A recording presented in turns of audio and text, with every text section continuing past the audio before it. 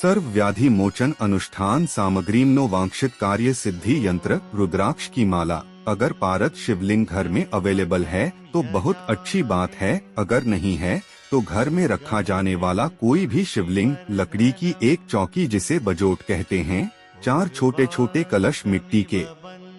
अब लकड़ी के चौकी के ऊपर सफेद कपड़े बिछा दें और उस पर चावल से ओम बनाएं। उसके मध्य में घर में उपलब्ध शिवलिंग स्थापित कर कार्य सिद्धि यंत्र और रुद्राक्ष रखें। बजोट के चारों तरफ 4 कलश स्थापित करें। यह कलश मिट्टी के हों। इनमें पीपल के पत्ते डालकर उन पर नारियल रखें। प्रत्येक कलश में 5 पीपल के पत्ते इस प्रकार से डालें कि उनके डंठल कलश के अंदर हो। अब विधि पूर्वक शिवलिंग, मनोवांछित कार्य सिद्धि यंत्र और रुद्राक्ष की माला का शिव विधि पूर्वक पूजा करके उसके बाद निम्न मंत्र की 11 माला।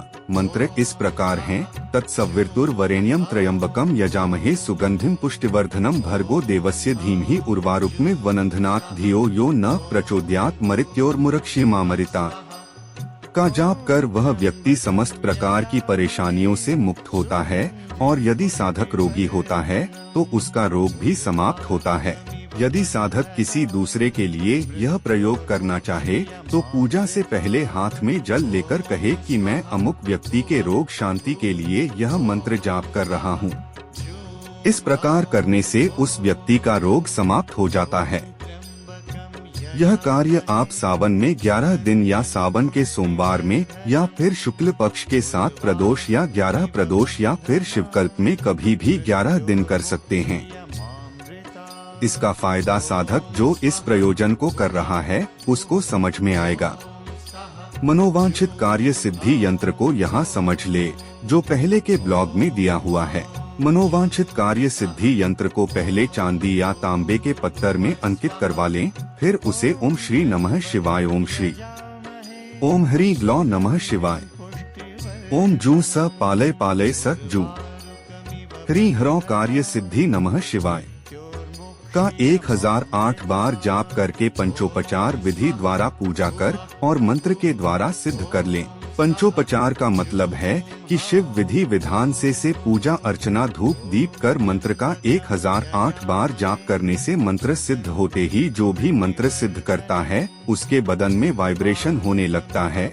उसे समझ में आ जाता है कि हम जो मंत्र सिद्ध कर रहे हैं वह सिद्ध हो चुका है। यही इस मंत्र सिद्धि की सत्यता प्रलक्षित होती है। जब सिद्ध हो जाएगा तो होते ही यह मंत्र आपकी किसी भी मनोकामना की कार्य सिद्धि के लिए पर्याप्त है। मंत्र सिद्धि के समय किसी भी व्यक्ति के लिए आपके मन में कोई भी तरह का नेगेटिव भाव नहीं होना चाहिए। अगर ऐसा होता है तो आपको मंत्र में सिद्धि प्राप्त नहीं होगी।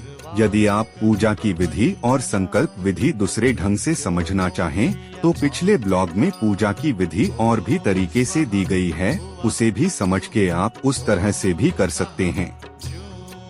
उसके बाद मनोवांछित कार्य सिद्धि यंत्र और शिवलिंग को अपने पूजा स्थान में रखें।